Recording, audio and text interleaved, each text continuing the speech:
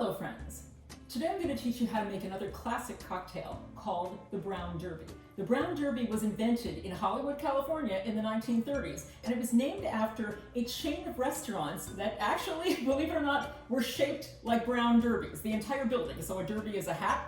These buildings were shaped like big brown hats. If you don't believe me, Google it. You will see that this is the truth, okay? Very, very strange. Anyway, the drink was named after the Brown Derby restaurant chain.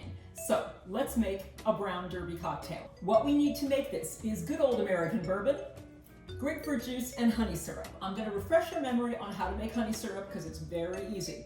It is equal parts honey and hot water. The water should be about as hot as you would use to make a cup of tea. Stir them together until they meld, chill, and you've got your honey syrup.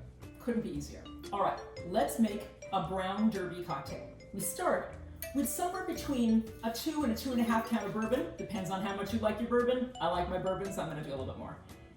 1 and 2 and yum. And then we're going to do about a 1 to a 1.5 count of grapefruit juice. 1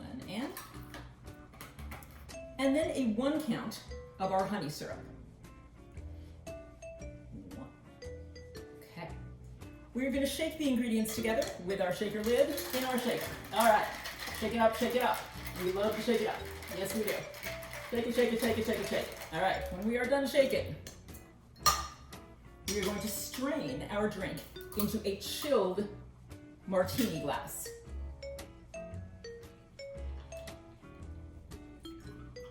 Look at the pretty colors, so nice. Ah.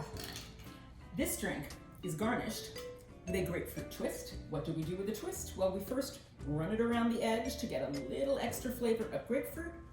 We then twist it to get that little bit of oil from the rind into the drink, and we drop it into this very pretty looking cocktail.